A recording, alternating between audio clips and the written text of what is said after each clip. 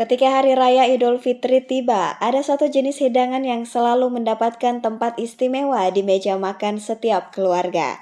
Hidangan tersebut adalah buras, makanan tradisional yang bukan hanya lezat, tetapi juga memiliki nilai sejarah, ikon kuliner Lebaran Bugis Makassar. Buras dengan bentuknya yang khas dan dibungkus dengan daun pisang muda, memiliki cita rasa gurih yang khas. Proses pembuatannya yang membutuhkan ketelitian dan kesabaran, mulai dari pencucian beras, pengarongan dengan santan, pembungkusan dengan rapi hingga proses perebusan yang memakan waktu berjam-jam. Menjadikan buras sebagai hidangan istimewa yang hanya hadir di momen-momen spesial seperti Lebaran. Itu sudah tradisi dari nenek moyang kita.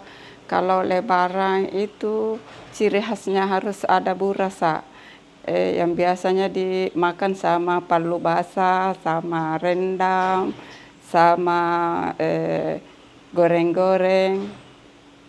Dan itu kalau ada tamu dari keluarga datang, itu pasti dijamu dengan itu, disediakan tiap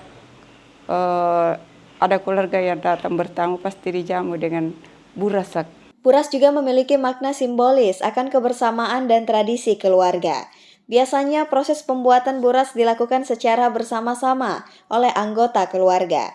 Menjadi momen silaturahmi dan gotong royong yang merekatkan hubungan kekerabatan.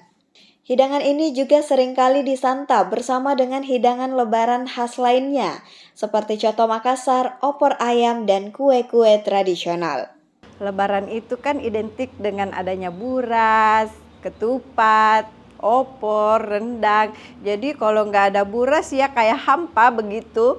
Buras itu identik dengan rasanya yang gurih, terus enak sama opor, sama rendang.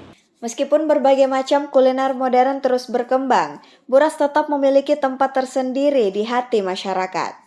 Tradisi menyantap buras saat Lebaran terus diwariskan dari generasi ke generasi, memastikan bahwa ikon kuliner yang satu ini akan terus melegenda dan menjadi bagian yang tak terpisahkan dari identitas kuliner Bugis Makassar, di mana kehadirannya selalu dirindukan dan menjadi penanda bahwa suasana Hari Raya Idul Fitri telah tiba. Aminah Rahma Ahmad, Unhas TV.